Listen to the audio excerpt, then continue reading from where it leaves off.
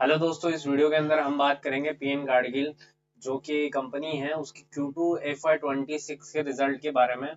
और साथ ही हम उसके कॉल को अच्छे से डिटेल में एनालाइज करेंगे।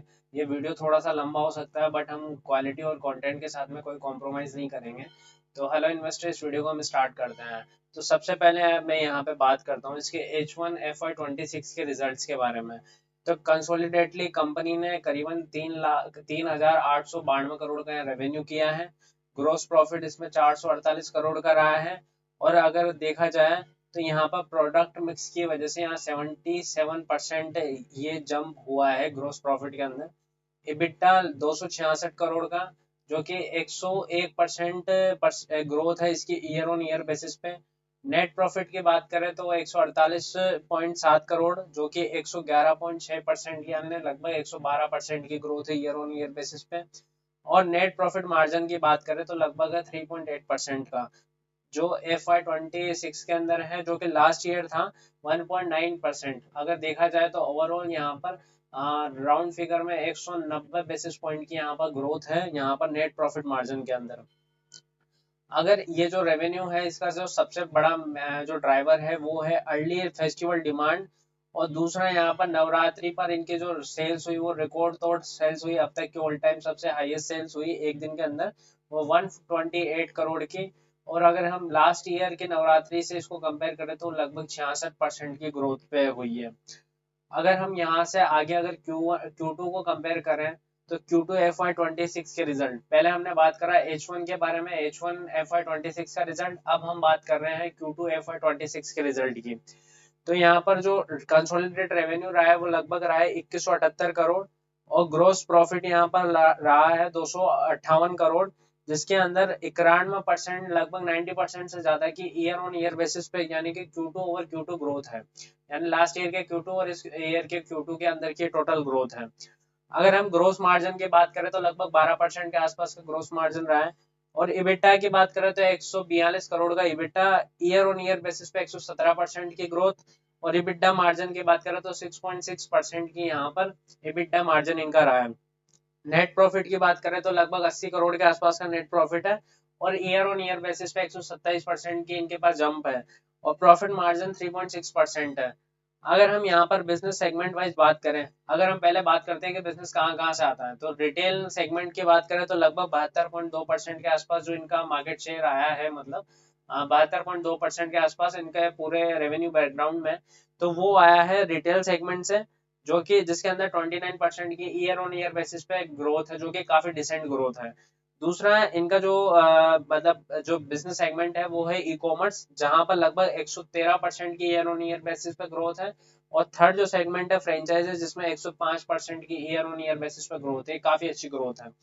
अगर हम इसको भी ब्रेक डाउन करें कि रेवेन्यू जो आया है वो गोल्ड सिल्वर या डायमंड से कितना आया है, तो गोल्ड से बेसिकली 85% जो इनका रेवेन्यू है वो गोल्ड से आया है।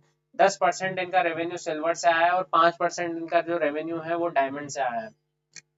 इस क्वार्टर की बात करें तो इस क्वार्टर के अंदर कंपनी ने लगभग 8 EBO यानी एक्सक्लूसिव ब्रांड आउटलेट्स, दो तरह के आउटलेट्स होते हैं। एक तो एक्सक्लूसिव ब्रांड आउटलेट यानी कि जिसमें एक ही कंपनी के प्रोडक्ट आप रखते हो। दूसरा होता है MBO यानी कि मल्टीपल ब्रांड आउटलेट, जिसमें आप मल्टीपल ब्रांड्स के यूं कहूँ कि आप प्रोडक्ट्स रख सकते हैं। अब इस जो ये इस क्वार्टर के अंदर कंपनी ने 8 EBO ओपन करे हैं, जिसमें से 5 है कोको मॉडल पर और 3 है फोको मॉडल पर। कोको मतलब कंपनी ओन कंपनी ऑपरेटेड, और फोको मतलब होता है फ्रेंचाइजी ओन और कंपनी ऑपरेटेड। कोको के अंदर क्या होता है कि सब कुछ जो लैंड होती है या फिर जहां पर कंपनी के जो ऑफिसेस है या कंपनी का जो स्टोर है वो भी कंपनी खुद ओन कर रही है, और उस पे जो मैनेज कर रहा है उस स्टोर को वो भी कंपनी के लोग हैं। वही फोको मॉडल में ये होता है कि जो वो जगह है या लैंड है या स्टोर है, स्टोर का ओनर या फिर स्टोर की जो लीज है वो फ्रेंचाइजी के नाम पर है और उसको पूरा ओन कर रहा है जो कंपनी है। एक तरीके से रेंटल टाइप का चीज, मतलब रेंटल टाइप की फ्रेंचाइजी होती है ये, जिसमें मतलब आप जो ओनर है उस प्रॉपर्टी का या उस लीज का, जो जिसने रिस्क लिया है, वो उस जगह को देता है कंपनी को स्टोर को रन करने के लिए। और इसको मिला के Q2 FY26 तक इनके 63 ओवरऑल स्टोर हो गए हैं। अगर नए मार्केट की तरफ बात करें तो इन्होंने इंदौर, और कानपुर और लखनऊ, यहाँ पर 3 जगह पे इन्होंने अपने आउट ऑफ महाराष्ट्र इन्होंने स्टार्ट किया है। बेसिकली अगर देखा जाए तो पीएन गाडगिल महाराष्ट्र का एक स्ट्रॉन्ग प्लेयर है, बट महाराष्ट्र के अंदर इनके इतने सारे ऑफिस, इतने सारे स्टोर होने के बाद में भी वहां पर ये नंबर 2 पर है। नंबर 1 पर जो प्लेयर है अभी वहां पर है टाइटन। टाइटन के बाद में जो नाम आता है वो है यहाँ पर पीएन गाडगिल का। तो ये अपने जो जहां से ये आता है उस स्टेट का नंबर 1 प्लेयर नहीं है, नंबर 2 प्लेयर है। बट इसकी जो लेगेसी है मोर देन 100 ईयर्स की है, मतलब 100 सालों पुराना ये ब्रांड है, तो काफी स्ट्रॉन्ग इसकी ब्रांड ट्रस्टेबिलिटी है, तो वो काफी स्ट्रॉन्ग इसको एडवांटेज दे रहा है आगे, मतलब बिजनेस ग्रो में। अगर हम थोड़ी और बात करें तो इन्होंने Q3, क्योंकि इनके कॉन कॉल अभी रिसेंटली हुई थी, तो इन्होंने बताया कि अक्टूबर के अंदर जो Q3 का जो पार्ट है अक्टूबर, उसके अंदर लगभग पूरे महीने के अंदर इन्होंने 1800 करोड़ की समथिंग का बिजनेस किया है। और इन्होंने पैन इंडिया के अंदर इनका जो ये है कि जो नेक्स्ट हाफ है, सेकंड हाफ, उसके अंदर लगभग पैन इंडिया के अंदर ये मतलब करीबन 13 से 15 या फिर 14 से 16%, मतलब ये मान के चलते हैं 13 से 16 के आसपास के न्यू स्टोर ये ओपन करेंगे। अगर और इनका जो नई जो इनको अपॉर्चुनिटी दिख रही है वो बिहार में, मतलब अभी ये महाराष्ट्र थे, महाराष्ट्र से इन्होंने इंदौर एमपी को पकड़ा, उसके बाद कानपुर और लखनऊ यानी कि यूपी को पकड़ा, और अब इनके जो नया इनका जो स्टोर एक्सपेंशन है वो बिहार की तरफ इनको लग रहा है, ये मतलब वहां करना चाह रहे हैं। तो ये इस मार्च 26 तक, मतलब इस फाइनेंशियल ईयर के कंप्लीट होने तक, ये लगभग इनका मानना है कि ये लगभग 76 से 78 के आसपास के स्टोर को ये ओन करेंगे। तो ये था इसके फाइनेंशियल्स के बारे में। अब फाइनेंशियल्स के अंदर कुछ और अदर फाइनेंशियल चीजों को हम बात करते हैं कि ट्रांजैक्शन वॉल्यूम की बात करें तो लगभग 18% का इनका ट्रांजैक्शन वॉल्यूम बढ़ा है। दूसरा, एवरेज ट्रांजैक्शन वैल्यू इनकी 1 लाख के 1 लाख रुपए के आसपास है। फुटफॉल के अंदर इनको 20% तक का गेन हुआ है, यानी कि जो मान लीजिए पहले 100 लोग आते थे, तो इस बार इनके स्टोर में 120 लोग वहां पर आए हैं। कन्वर्जन के है तो कन्वर्जन बहुत ही अच्छा है, मतलब हर 100 में से 93% लोग इनका प्रोडक्ट लेते हैं, मतलब 100 लोग आ रहे हैं तो 93% इनका कन्वर्जन के चांसेस है, 93% बहुत हाई है इनका कन्वर्जन चांस।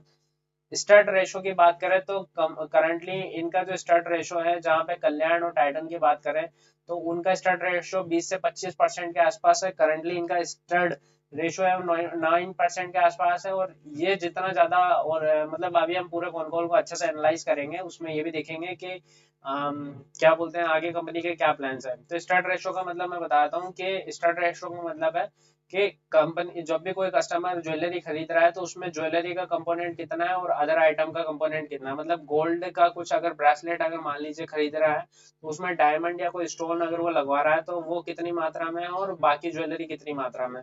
इसकी वजह से इनके मार्जिन में इंप्रूवमेंट्स आते हैं किसी भी ज्वेलरी प्लेयर के। दूसरा, यहाँ पर जो इनका ये मानना है कि इनका स्टड रेशो अभी 9 है, उसका रीजन ये है कि इनको लग रहा है कि कस्टमर का, और ये इम्प्रूव हुआ क्योंकि 5 साल पहले तक इनका स्टड रेशो था 0, और अभी इनका स्टड रेशो है 9% के आसपास। और ये इसलिए बेटर हो पाया क्योंकि इनके हिसाब से जो इनको धीरे धीरे इनके कंज्यूमर बिहेवियर में लगा है कि जो कंज्यूमर है मोर डायरेक्ट ज्वेलरी में, मतलब डिजाइनिंग को ज्यादा प्रेफरेंस कर रहे हैं, यानी डिजाइन लेड एस्पिरेशनल प्रोडक्ट को ज्यादा से ज्यादा कंज्यूमर खरीद रहे हैं, तो इस वजह से। दूसरा, रेवेन्यू पर स्टोर की बात करें तो लगभग 62 करोड़ का इनका रेवेन्यू हर एक स्टोर से ऑन एन एवरेज 62 करोड़ के आसपास का इनका रेवेन्यू रहता है। अगर नेट प्रॉफिटेबिलिटी की बात करें तो लगभग 2.5 करोड़ के आसपास का इनका पर स्टोर है वो नेट प्रॉफिट इनका रहता है। अगर इस क्वार्टर की बात करें तो इनका जो इन्होंने एक मतलब अपना क्या बोलते हैं एक बड़ा सा इन्होंने स्टोर खोला है, वो दादर मुंबई के अंदर महाराष्ट्र के अंदर खरीदा है, ताकि ये अपने जो मतलब और भी इंडिया के मोस्ट डोमिनेंट या फिर बोले मोस्ट प्रोमिनेंट ज्वेलरी मार्केट के अंदर अपनी प्रेजेंस, अपने ब्रांड को स्ट्रॉन्ग प्रेजेंस देने के लिए। और इसके अंदर इन्होंने फ्लैगशिप इवेंट्स करे हैं जैसे मंगलसूत्र महोत्सव और एक है पेजन महोत्सव, ये इन्होंने 2 फ्लैगशिप इन्होंने इवेंट्स करे हैं। और अगर क्रिसिल के पॉइंट ऑफ व्यू से बात करें तो क्रिसिल के अंदर इन्होंने क्रिसिल ने इनके लॉन्ग टर्म रेटिंग को ए पॉजिटिव किया है और शॉर्ट टर्म रेटिंग को A1 किया है। ये था कंप्लीट इसका फाइनेंशियल या जो भी यूं कहूँ अर्निंग के रिगार्डिंग। अब हम चलते हैं अपने आगे के पार्ट यानी कॉन कॉल की तरफ। तो कंपनी और जो एनालिस्ट है उनके बीच में जो भी बातचीत हुई उसको मैं पूरा डिकोड करता हूँ, और mostly I will try my best कि हर एक पॉइंट को आपके सामने अच्छे से रखूँ और समझा सकूँ। तो पहला क्वेश्चन ग्रोथ के रिगार्डिंग किसी एनालिस्ट ने पूछा कि आगे हमें क्या ग्रोथ दिख रही है, क्योंकि दिवाली सीजन जा चुका है तो आगे कंपनी को क्या ग्रोथ दिख रही है। तो मैनेजमेंट ने बोला कि आगे हमें फ्यूचर के अंदर बहुत अच्छी ग्रोथ यहाँ पर दिखने के चांस है। इस बार जो मतलब फेस्टिवल सीजन है थोड़ा अर्ली के आ गया, जैसे हमारे Q2 के अंदर हमारे कुछ मार्केटिंग के एक्सपेंसेस वगैरह भी हुए, मतलब जो मार्केटिंग हम बाद में या Q3 के लिए करते हैं वो हमें Q2 से स्टार्ट करना पड़ा, और इन्वेंट्री को भी हमें पहले से यानी कि Q2 से ही अपने जितने भी स्टोर है वहां तक पहुंचाना पड़ा। और लेकिन जो Q3 है वहां पे आने वाले मतलब एक तो आपका अक्टूबर है, अक्टूबर के अंदर आपको मतलब एक तो दशहरा मिल गया, दूसरा आपका पूरा दिवाली सीजन मिल गया। तो वहां से इन्होंने अपना बता भी दिया कि इनको लगभग 1800 करोड़ के आसपास अक्टूबर मंथ से पूरा रेवेन्यू हो चुका है। दूसरी बात है जो नवंबर दिसंबर और जनवरी ये 2 दिन मतलब मंथ ऐसे हैं जहां पर वेडिंग सीजन आता है। तो और ये कंपनी को वेडिंग सीजन में बहुत ज्यादा एडवांटेज मिलता है, क्योंकि एक तो 100 ईयर से ज्यादा का इनका ब्रांड है, मतलब ब्रांड है, तो लोगों को ट्रस्ट ज्यादा है। तो जो भी लोग ज्वेलरी खरीदते होंगे वो इनके पास जाना बहुत ज्यादा प्रेफर करते होंगे, क्योंकि एक स्ट्रॉन्ग 100 ईयर पुराना इनका ब्रांड लेगेसी, इसलिए तो ग्रोथ पॉइंट ऑफ व्यू से काफी स्ट्रॉन्ग ग्रोथ है ये। एक एनालिस्ट ने क्वेश्चन पूछा। सेकंड क्वेश्चन है, किसी एनालिस्ट ने पूछा इनके रिफाइनरी बिजनेस के अराउंड। तो इन्होंने कहा कि इस बार का जो हमारा रिजल्ट आया, जो भी हमारी पीपीटी प्रेजेंटेशन थी उसमें हमने रिफाइनरी बिजनेस को कहीं पर भी जिक्र नहीं किया, क्योंकि वो बिजनेस उसको हमने कम्प्लीटली शट डाउन कर दिया है। और रिफाइनरी बिजनेस जो हमारा लास्ट हमने नोटेड किया था वो 30 सितंबर 2024 यानी कि लास्ट Q2 FY25 इनका लास्ट टाइम था जब इन्होंने रिफाइनरी बिजनेस को मेंशन किया था अपनी पीपीटी के अंदर। उसके बाद उसका कोई लेना देना नहीं है। लास्ट ईयर जो बिजनेस था वो लगभग 350 करोड़ के आसपास था, और करंटली रिफाइनरी बिजनेस से इनका कोई भी तरह का रेवेन्यू या कुछ भी तरह का लेना देना नहीं है। और तीसरी बात यहाँ पर है कि नेक्स्ट Q3 को जब हम उसके रिजल्ट को एनालाइज करेंगे तब हम एप्पल ओवर एप्पल को कंपेयर करेंगे, यानी कि हम जो इनका कोर बिजनेस है उसी को एनालाइज करेंगे। मतलब जैसे लास्ट मैंने बताया कि Q2 FY25 वो लास्ट टाइम था, उसकी एंडिंग इसका लास्ट टाइम था जब इनका रिफाइनरी बिजनेस था। उसके बाद इनका रिफाइनरी बिजनेस इन्होंने कम्प्लीटली शट डाउन कर दिया, मतलब बंद कर दिया। तो जो Q3 का इस बार का रिजल्ट आएगा और पिछली बार के जो Q3 का रिजल्ट आएगा वो भी कोर बिजनेस का पार्ट होगा, और इस बार हम कंपेयर करेंगे वो भी कोर होगा, यानी कि रिफाइनरी का कहीं से लेकर कहीं तक का कोई लेना देना नहीं होगा। नेक्स्ट अगर हम बात करते हैं इसके EBITDA मार्जिन की, तो इनका कहना है कि EBITDA बिजनेस जो रिटेल बिजनेस है उसके अंदर EBITDA मार्जिन लगभग 9% के आसपास है। और कंपनी लेवल, क्योंकि कंपनी लेवल का मतलब है क्योंकि ई कॉमर्स से भी बिजनेस आ रहा है, रिटेल से भी बिजनेस आ रहा है, फ्रेंचाइजी से भी बिजनेस आ रहा है, तो वहां पर ये ट्राई करेंगे कि उनका जो मार्जिन है EBITDA लेवल पर भी उसको काफी हद तक इम्प्रूव करने का ये कोशिश करेंगे। और आई थिंक इनका EBITDA मार्जिन अगर हम देखें तो लगभग लगभग था 6.5% के आसपास था Q2 के अंदर। तो ये और इनका रिटेल वाला था वो 9% का था, तो ये चाहते हैं कि उसको ये इम्प्रूव करेंगे, ये इन्होंने इस बार का स्टेटमेंट इन्होंने दिया है। फ्यूचर की गाइडलाइन अगर स्टोर को लेके बात करें तो इन्होंने स्टोर के हिसाब से इन्होंने गाइडलाइन दी है कि इनका टारगेट है कि लगभग 78 से 80 स्टोर FY26 तक ये कंप्लीट करेंगे। और उसके अंदर से ये क्या करेंगे, जो 30 से 35 स्टोर को अगले 2 साल के अंदर ओपन करेंगे। और मार्च मतलब एंड ऑफ द मार्च इनके पास में टोटल अब तक का पहले और अभी तक का दोनों मिला के इनके पास में लगभग 150 के आसपास के स्टोर होंगे, जिसके अंदर कुछ कंपनी ओन्ड होंगे, कुछ फ्रेंचाइजी ओन्ड होंगे, कुछ इनके पीएनजे जो ट्रेडिशनल इनके स्टोर्स है वो होंगे, कुछ इनके पीएनजे जो लाइट ज्वेलरी से रिलेटेड है, यानी कि जिसका नाम है इनका लाइट स्टाइल, वो होंगे। Not a life style, it's a light style. उसके अलावा अगर हम बात करें तो इन्होंने कहा है कि 14 से 16 वो उनका टारगेट है इस साल के लिए। और मतलब आने वाले 2 साल बाद तो इनके जो स्टोर होंगे वो 150 के आसपास होंगे, और करंटली इनका टारगेट है 14 से 16 स्टोर का, जिसमें से ये टारगेट कर रहे हैं कि 7 से 8 है, यानी कि 50% ये पीएनजी ट्रेडिशनल वाले स्टोर खोलेंगे और 7 से 8 है ये लाइट स्टाइल वाले स्टोर खोलेंगे, जिसमें से हो सकता है कि आधे आधे यानी 50-50% कोको मॉडल में, और 50% कोको मॉडल में और 50% फोको मॉडल में हो सकते हैं। तो ये इनकी गाइडलाइन है स्टोर को लेकर। अगर हम यहाँ पर नेक्स्ट क्वेश्चन, किसी एनालिस्ट ने पूछा कि आपके स्टोर है उनका ब्रेकडाउन पीरियड कितना है, मतलब कितने टाइम में जो वो जो जिस भी इंसान ने या तो मान लो कंपनी ने या तो फोको मॉडल में या या फिर फोको मॉडल में जो भी इंसान पैसा लगा रहा है किसी स्टोर को ओपन करने में, तो कितना टाइम में उसका जो पैसा है वो उसकी इन्वेस्टमेंट रिकवर हो जाती है ना, ब्रेक इवन आ जाता है। तो कंपनी का कहना है कि जो भी स्टोर इनके खुद के स्टेट में यानी कि महाराष्ट्र के अंदर ओपन होते हैं उनको लगभग 15 से 18 महीने का टाइम लगता है ब्रेक इवन पे आने का। और जो महाराष्ट्र के बाहर यानी कि दूसरे स्टोर जैसे कि अभी एमपी और यूपी में इन्होंने ओपन करा है, तो उन स्टोर्स को मतलब ब्रेक इवन में आने में लगभग 18 से 24 महीने यानी कि 1.5 से 2 साल का टाइम पीरियड यहाँ पे लगता है, जबकि खुद के स्टेट वाले जो स्टोर है उनमें 15 से 18 महीने का इसमें टाइम लगता है। फिर यहाँ पर नेक्स्ट किसी एनालिस्ट ने क्वेश्चन पूछा कि जो आपके प्राइस गोल्ड के प्राइस है उसके अंदर इंक्रीमेंट हो रहा है और ये अगर प्रोसेस अगले 3 से 4 साल तक रही तो आपको सेम वॉल्यूम मिलेगा या आपके वॉल्यूम में डिक्लाइन होगा, यानी कि आपको सेम ग्रोथ मिल सकती है या फिर आपके जो वॉल्यूम है या बिजनेस है उसमें डिक्लाइन आ सकती है। तो इस पर जो कंपनी है उनके मैनेजमेंट ने आंसर दिया कि जो हमारे को मतलब गोल्ड के बिजनेस में जो भी हमें ग्रोथ मिलती है वो वैल्यू ड्रिवन ग्रोथ मिलती है, यानी कि लोग जितना ज्यादा मात्रा में ज्वेलरी खरीदेंगे तो हम उस पे मेकिंग चार्जेस पे ही हम अर्न कर पाएंगे, ये उन्होंने बोला है।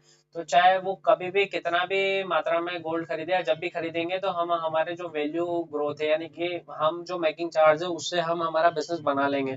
और कितना भी हो वो गोल्ड कितनी भी मात्रा में खरीदे तो हमारा तो जो भी बिजनेस है वो मेकिंग चार्जेस पे ही हम कमाते हैं।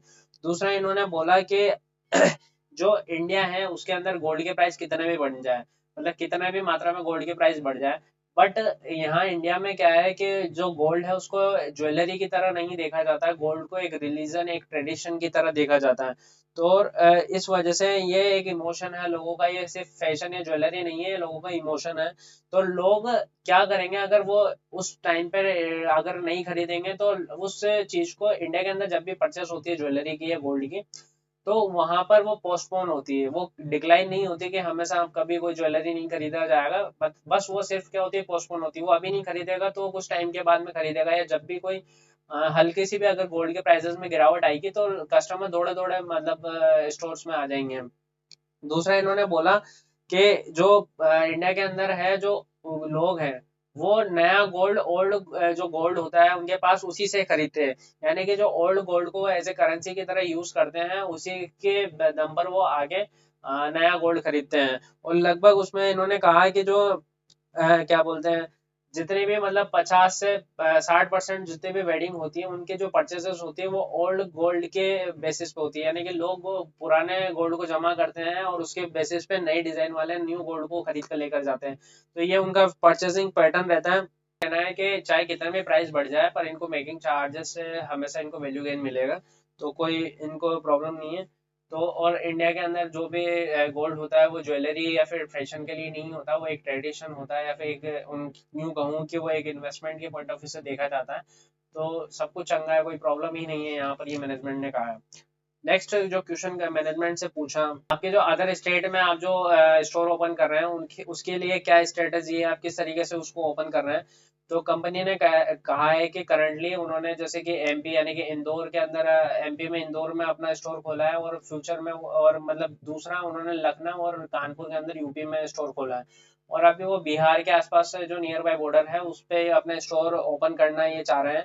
और दूसरा इनका ये है कि ये लोग लुक कर रहे हैं यानी देख रहे हैं लुकिंग फॉर मतलब सेम जहां पर ये इन्होंने अभी स्टोर खोला है महाराष्ट्र के बाहर उन्हीं सिटीज में और डिमांड अगर इनको मिलती है और ज्वेलरी मार्केट इनको मिलता है तो वहां पर भी ये लोग अपने सेम सिटी के अंदर हो सकता है कि मल्टीपल स्टोर्स को ये ओपन करें।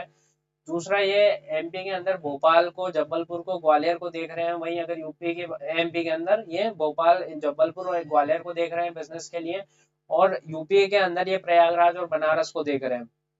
और कंपनी का अलग अलग मतलब ये है कि ये जिस भी जगह पे ये कंपनी का कहना है कि हम जिस भी जगह पे जाए वहाँ के हम लोकल प्लेयर बन सकें और मतलब जहाँ उस एरिया के अंदर जो भी उनके रिक्वायरमेंट है उसके हिसाब से हम उनको सर्व कर सकें। और कंपनी का इसके अलावा अगर फोकस की बात करें तो कंपनी क्या करना चाह रही है कि एमपी यूपी बिहार छत्तीसगढ़ झारखंड उड़ीसा और दिल्ली एनसीआर वाले जो एरिया है उसमें अपने स्टोर्स को नेक्स्ट खोलना चाह रही है 2 से 2.5 साल के अंदर। तो ये चीज ये बताता है कि कोई भी जो कंपनी है जो कि महाराष्ट्र से ये निकली थी 9 महीने पहले, नौ आई थिंक नवंबर के समथिंग इसका आईपीओ आया था, आई थिंक अक्टूबर नवंबर में इसका लास्ट ईयर आईपीओ आया था। और वहां से जो कि ये 100 साल पुराना ब्रांड है बट ये एक जगह पे था, मतलब पहले महाराष्ट्र के अंदर था। अब ये महाराष्ट्र से निकलकर अब इसके रेस चालू हो चुकी है पैन इंडिया प्लेयर बनने की। तो यहीं पे गेम है, क्योंकि जितने ज्यादा मात्रा में अलग अलग जगह स्टोर खोलेगा उतना ही ज्यादा मतलब ओवरऑल बिजनेस को ग्रोथ मिलेगा।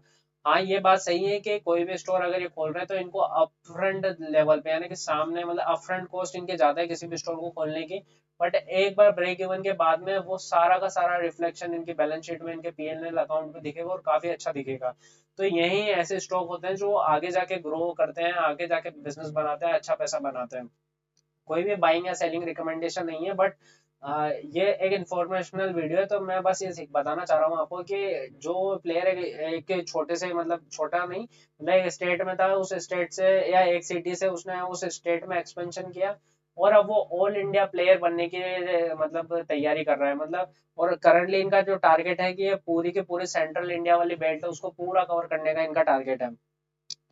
दूसरा यहाँ पर नेक्स्ट यहाँ पर इनसे एक एनालिस्ट ने पूछा कि आपके जो अदर इनकम है Q2 के अंदर, उसके अंदर इंक्रीमेंट का क्या रीजन है। तो इन्होंने कहा कि इन्होंने कोई एफडी करी थी लगभग 750 करोड़ की, जिसका पर्पस था कि जिसका पर्पस था JML, इनका जो मेन पर्पस था वो JML के लिए इन्होंने एफडी करी थी। तो वो एफडी का इनको इंटरेस्ट मिला है जो कि वन टाइम है ईयरली। तो ये उस एफडी पर इनको इंटरेस्ट मिला है। और दूसरा इन्होंने जो इनको गेन मिला है डेरिवेटिव इंस्ट्रूमेंट्स जो इन्होंने बुक किए हैं उन पर प्रॉफिट, यानी कि जितने डेरिवेटिव्स के अंदर इन्होंने अपने प्रॉफिट को बुकिंग करी है, तो वहां पर भी इनको गेन मिला है। तो ये सारा मिलाकर इनके जो अदर इनकम है उसके अंदर ये दिख रहा है। और दूसरा यहाँ पर इनको जो एफडी है उस पर लगभग 7 से 7.5% के बीच का इनको इंटरेस्ट मिल रहा है। और जिसके बेसिस पे अगर रफली देखा जाए तो इनको पूरे साल के अंदर अपने फिक्स डिपॉजिट पे लगभग 50 करोड़ के आसपास के, नियर बाय 50 करोड़ के आसपास इनको अर्निंग होगी, और ये हमेशा दिखता रहेगा जब तक इनकी वो एफडी कंटिन्यू रहेगी। दूसरा नेक्स्ट इनसे क्वेश्चन पूछा कि स्टड रेशो को इंक्रीज करने के लिए इनके क्या प्लान्स है, ये क्योंकि स्टड रेशो की वजह से आप ज्यादा मार्जिन कमा सकते हैं ज्वेलरी में। तो कल्याण, इनसे एनालिस्ट ने पूछा था कि कल्याण या टाइटन जो कि 20-25% के स्टड रेशो पर है, और आपका क्या फ्यूचर प्लान है स्टड रेशो को लेकर। तो करंटली इनका स्टड रेशो है वो 9 से 10% पे है, और टाइटन और जो कल्याण है वो 20 से 25% पे है। तो कंपनी ने स्टेटमेंट दिया कि 5 साल पहले अगर हम बात करें तो हमारा स्टार्ट रेशो था 0, मतलब हम बिल्कुल काम ही नहीं करते थे, यानी कि स्टार्ट रेशो से हमारा कोई लेना देना नहीं था 5 साल पहले। और अभी हम 9 से 10 के आसपास का हमारा 9 से 10% के आसपास हमारा स्टार्ट रेशो है। और आने वाले हम 2 सालों के अंदर जो हमारा रेशो है वो 12 से 13% के आसपास हो जाएगा। इसलिए इन्होंने कहा कि इस पे स्ट्रेटेजी ये है कि हमने अभी रिसेंटली एक पोल्की और कुंदन ज्वेलरी, ये दो मतलब अलग स्टड रेशो के रिगार्डिंग स्टड कैटेगरी के अंदर प्रोडक्ट इन्होंने लॉन्च करे हैं। और दूसरा इनका जो कलर स्टोन ज्वेलरी है वो भी बहुत अच्छा कर रही है, तो इससे इनका स्टड रेशो इंप्रूव हुआ है।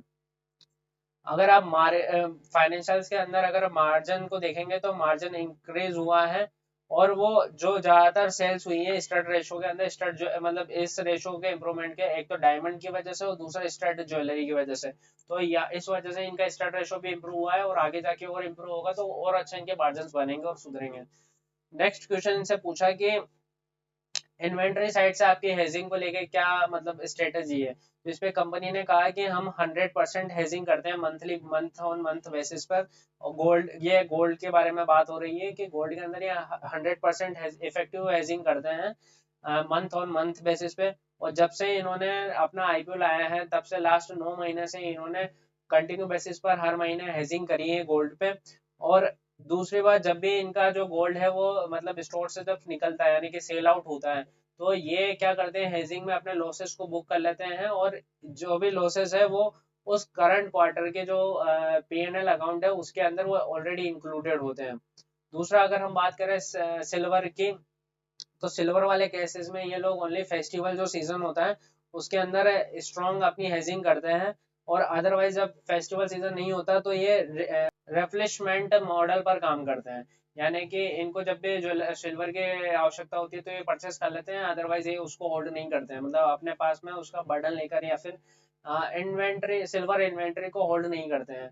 तो ये इनकी बेसिकली हेजिंग को, इन्वेंट्री को लेकर इनकी हेजिंग जो स्ट्रेटेजी है वो ये थी।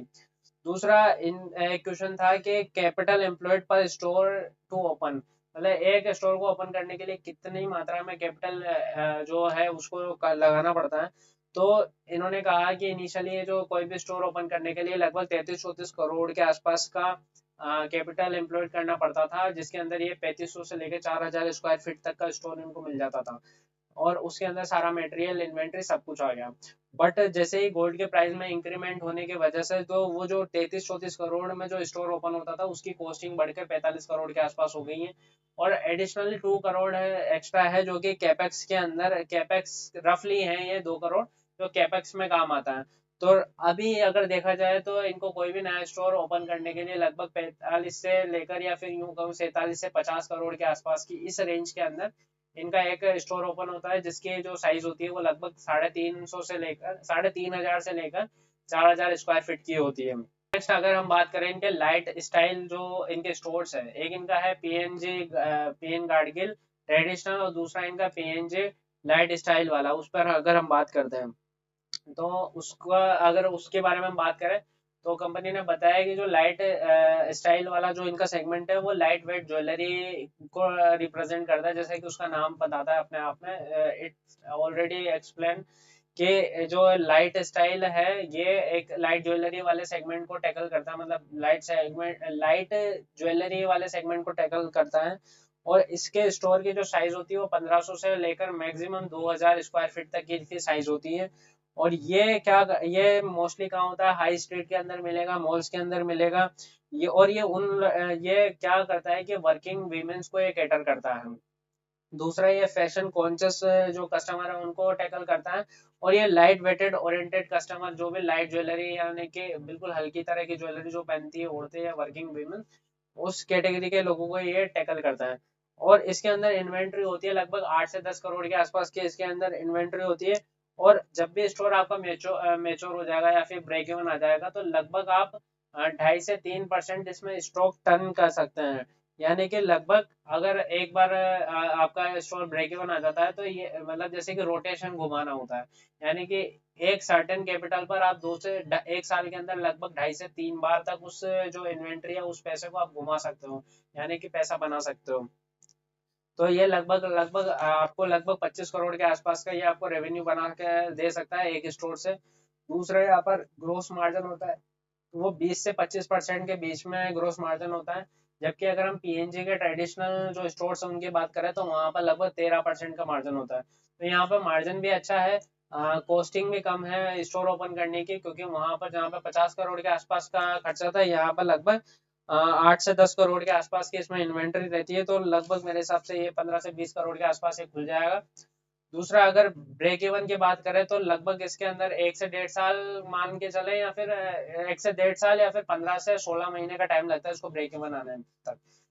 नेक्स्ट कंपनी से पूछा कि इंटरनेशनली आपके एक्सपेंशन के क्या प्लान है, क्योंकि जो आपके कॉम्पिटिटर है, जैसे कि हमने लास्ट कॉन कॉल के अंदर देखा था कि कल्याण ने जो मतलब मिड ईस्ट के अंदर अपने स्टोर्स को ओपन करना स्टार्ट कर दिया है। तो इनसे भी पूछा गया है कि आपके क्या प्लान्स हैं। तो बेसिकली कंपनी का कहना है कि करंटली हम एक स्टोर है जो नॉर्थ अमेरिका के वेस्ट कोस्ट के अंदर हम ओपन करना चाह रहे हैं। इस हो सकता है कि वो इस फाइनेंशियल ईयर के अंदर हम उसे खोल सकते हैं। और दूसरा हमारा फ्यूचर के अंदर टारगेट है कि हम कैलिफोर्निया, सिएटल इनके अंदर भी हमारी प्रेजेंस को बनाए। साथ ही अभी करंटली हम एक मतलब महाराष्ट्र से निकलकर पैन इंडिया की हमारी जर्नी स्टार्ट हुई है। तो अभी हमें लगता है कि हमें इंडिया के अंदर बहुत अपॉर्चुनिटी दिख रही है। तो हमारा अभी प्राइम फोकस तो हमारा इंडियन मार्केट है या इंडिया का जो सेगमेंट है, इंडियन या डोमेस्टिक सेगमेंट पे हम काम करेंगे। बट फ्यूचर के अंदर हो सकता है, फ्यूचर के अंदर हम लोग मतलब जो हमारा सेकेंडरी फोकस है वो है इंटरनेशनल मार्केट। बट अभी हमें इंडिया में बहुत अपॉर्चुनिटी दिख रही है और हम इंडिया के अंदर अभी पहले बहुत ज्यादा मात्रा में ग्रो कर सकते हैं, ये हमें लगता है। अगर एक वीडियो मैंने बनाई थी जहां पर 10 से 15 मैंने ऐसे रीजंस बताए थे कि आपको आइडेंटिफाई करने में हेल्प करते हैं कि कौन सी कंपनी अच्छी है कौन सी कंपनी नहीं है अच्छी। तो उसमें एक पॉइंट मैंने ये भी बताया था कि कोई प्लेयर ऐसा है जो इंडिया का मार्केट के अंदर अच्छा नहीं कर पा रहा है, इंडियन के अंदर पूरा अच्छे से एक्सपेंड नहीं हुआ और इंटरनेशनल जो टेरिटरीज है उनको अनलॉक करने के लिए निकल पड़ा। तो वहां पर ज्यादा चांसेस है कि वो कंपनी हो सकता है कि वो कुछ गलत कर रही है या हो सकता है वो लॉस में आ सकती है। बट ये जो प्लेयर है जैसे कि पीएन गाडगिल, उन्होंने कहा कि इंडियन मार्केट के अंदर अभी हमारी बहुत प्रेजेंस बाकी है, बहुत यहाँ पर अपॉर्चुनिटी बाकी है। तो हमारा प्राइम फोकस हमेशा इंडियन मार्केट रहेगा करंटली, उसके बाद हम आगे फोकस करेंगे कोई भी इंटरनेशनल मार्केट पे। ये बहुत अच्छी चीज़ है कि हम पहले इंडिया में अपना प्रेजेंस उसको काफ़ी स्ट्रॉन्ग बनाएंगे, उसके बाद हम इंटरनेशनल मार्केट की तरफ रुख करेंगे। नेक्स्ट इनसे क्वेश्चन पूछा है कि आप जैसे अलग अलग स्टेट में जा रहे हैं तो वहाँ पे आप कैसे स्टोर ओपन करते हैं, और वहाँ पर आपको आपने बोला मतलब इन्होंने अपनी कमेंट्री में बताया था कि इनको जैसे कि एमपी और यूपी के अंदर इनको काफ़ी अच्छा इनको रिस्पॉन्स मिला। तो इसके पीछे आप क्या स्ट्रेटेजी यूज़ करते हैं, क्या आपके मतलब प्लान्स होते हैं किसी भी जगह स्टोर ओपन करने के? तो इन्होंने पूरा स्टेटमेंट्स मतलब पूरा स्ट्रेटेजी इन्होंने मतलब ब्रेक डाउन करी। तो इन्होंने बताया कि हम सबसे पहले वहाँ पे मार्केट सर्वे करते हैं, हम अपने एग्जीबिशंस करते हैं, और ग्राउंड जो लेवल है यानी कि ग्राउंड पर जो वर्क कर रहे हैं उनके साथ में हम रिलेशंस बनाते हैं, उनसे हम फ्रेंड्स ऑफ ब्रांड्स बनाने के वाले रिलेशंस बनाते हैं। दूसरा, हम अपने ब्रांड के कैंपेन्स करते हैं, फिजिकल कैंपेन्स में हम न्यूज़पेपर में होल्डिंग्स वगैरह ये न्यूज़पेपर में होल्डिंग्स ये हम लगाते हैं, और हम कई सारी ऑनलाइन एक्टिविटीज़ करते हैं। उसके अलावा जो हम दूसरे स्टेट में जाके जो हायरिंग करते हैं, रिक्रूटमेंट प्रोसेस करते हैं, उसमें हम कोशिश करते हैं कि हम जो जिस इंडस्ट्री में हम वर्किंग करते हैं उसी इंडस्ट्री के लोगों को हायर करें। यानी हमारा ज्वेलरी या डायमंड सेगमेंट है तो हम ज्वेलरी या डायमंड सेगमेंट के लोगों को ही हमारी कंपनी में हायर करें, ताकि हमें उस जगह की एक स्ट्रॉन्ग रियलिटी पता चले, लोगों की लोगों के क्या मतलब सोच है, क्या उनके कंज्यूमर बिहेवियर क्या है, स्टोर में उनको किस तरह का माल चाहिए, ताकि ये सब चीज़ों का हमें एडवांटेज मिले। तो ये हम सब सारी चीज़ें करते हैं। और राइट रिक्रूटमेंट यानी कि सेम इंडस्ट्री से उस रीजन के अंदर हमें सेम इंडस्ट्री से लोगों को उठाने मतलब रिक्रूट करने का बेनिफिट ये मिलता है कि हम राइट कस्टमर तक राइट प्रोडक्ट पहुंचा सकते हैं, और हमारे स्टोर में भी हम सही प्रोडक्ट और मर्चेंडाइज रख सकते हैं। और दूसरा सबसे बड़ा एडवांटेज है ब्रांड लेगेसी, कि हम जहाँ पर भी जाते हैं तो हम अपने ब्रांड यानी कि 100 साल पुराना जो हमारा ब्रांड है उसकी वजह से लोगों को ट्रस्ट होता है कि हम इतने टाइम से मतलब ज्वेलरी सेगमेंट में काम कर रहे हैं, ज्वेलरी बिजनेस में काम कर रहे हैं। तो हमारी ज्वेलरी को लेकर हमारा जो ट्रस्ट है या लेगेसी है, ये भी लोगों को अवेयर करने में हेल्प करता है, या फिर उनको हम पे भरोसा करने में हेल्प करता है। नेक्स्ट क्वेश्चन है, एक एनालिस्ट ने पूछा है कि आप जब भी कोई स्टोर ओपन करते हैं तो इनिशियली क्या आप उसको डिस्काउंट देते हैं या नहीं देते हैं? तो कंपनी ने कहा कि जब भी कोई हमारा स्टोर का उद्घाटन होता है, या फिर यूं कहूं कि जब भी हमारे कोई फेस्टिव सीजन होता है, तो उस कंडीशन में हम डिस्काउंट देते हैं। अदरवाइज हम डिस्काउंट नहीं देते, क्योंकि कंपनी का फोकस रहता है कि हम वैल्यू ज़्यादा दें एज कम्पेयर टू डिस्काउंट। तो हम डिस्काउंट नहीं देते हैं, ना के बराबर देते हैं, हम बस कस्टमर को ज़्यादा से ज़्यादा वैल्यू प्रोवाइड करते हैं। उसके अलावा यहाँ पर इन्होंने बोला, एक एनालिस्ट ने पूछा कि जैसे आप पहले महाराष्ट्र के प्लेयर थे, वहां से निकल के आप पैन इंडिया जाने की तैयारी कर रहे हैं, तो आप किस तरीके से ये जो रिस्क है मैनेजमेंट जो रिस्क बनता है पूरा इन सबको मैनेज करने का, वो आप कैसे टैकल करते हैं? तो कंपनी ने कहा है कि हम हर वीकली या मंथली बेसिस पे हम ऑडिट करते हैं हमारे हर स्टोर में, हमारे जो सीनियर एग्जीक्यूटिव्स हैं, मेंबर्स हैं, वो वहाँ पर जाके विजिट करते हैं, हम हमारे सीआरएम है उसको स्ट्रॉन्ग करते हैं, हम पर डे कितना फुटफॉल आ रहा है, मंथली कितना फुटफॉल आ रहा है, उसको रेगुलर बेसिस पे ट्रैक करते हैं। हमारे जो पूरा जो मैनेजमेंट सिस्टम है उसको हम काफ़ी स्ट्रांगली हर चीज़ को मैनेज करने की कोशिश कर रहे हैं। फिर नेक्स्ट क्वेश्चन पूछा किसी का मतलब एनालिस्ट ने कि आपके कॉस्ट ऑफ आपका कोक क्या है, यानी कि कस्टमर एक्विजिशन कॉस्ट आपकी कितना है? तो कंपनी ने बताया कि जो अभी हमारे कस्टमर है लगभग 70 से 80% जो कस्टमर है हमारे पुराने कस्टमर है, वही हमारे पास में रिपीट बिजनेस लेकर आते हैं। तो हमारे पास में कस्टमर एक्विजिशन कॉस्ट हमारी बहुत कम आती है। दूसरा एनालिस्ट ने यह भी पूछा कि आप कहीं दूसरी जगह पे अगर स्टोर ओपन करते हैं तो आपकी कॉस्टिंग कितनी ज़्यादा मात्रा में बढ़ती है? तो उन्होंने बताया कि महाराष्ट्र के अंदर हमारी स्ट्रॉन्ग प्रेजेंस है, पर हम दूसरे स्टेट में जब ओपन करते हैं तो उस जगह पे क्या होता है कि हमारा मतलब हम नई टेरिटरी में जा रहे हैं तो हमें मार्केटिंग ज़्यादा करनी पड़ती है।